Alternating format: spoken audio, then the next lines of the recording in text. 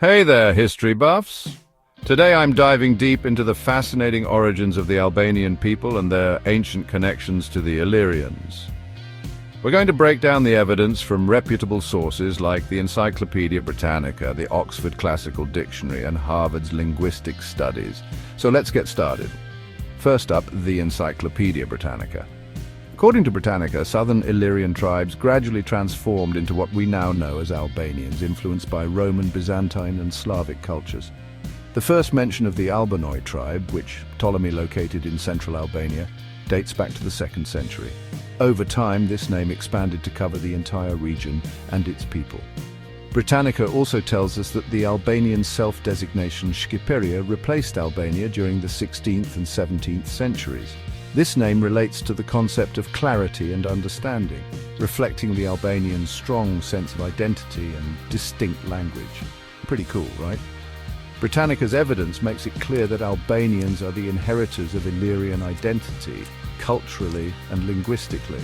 Now, let's talk about the Dardani tribe, as highlighted by the Oxford Classical Dictionary. The Dardani lived in areas that are now Kosovo and parts of North Macedonia. Their name might come from the Albanian word dardi, meaning pair.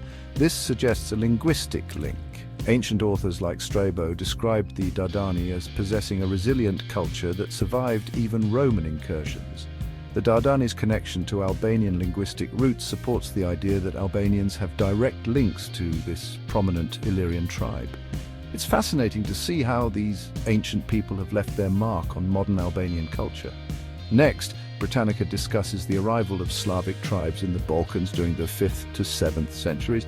Unlike the Illyrians, the Slavs were newcomers to an already inhabited region. While many Illyrians were assimilated by the Slavs, some, especially in present-day Albania, retained their language and customs.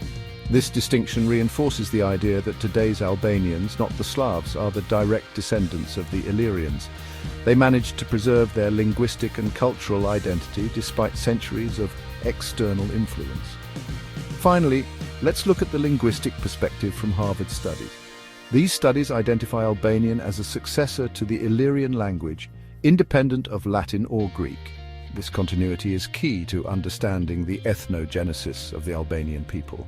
Harvard's findings confirm that Albanians are the only group in the Western Balkans to have retained their original language, further solidifying their claim as the rightful heirs of the Illyrian legacy. So, there you have it.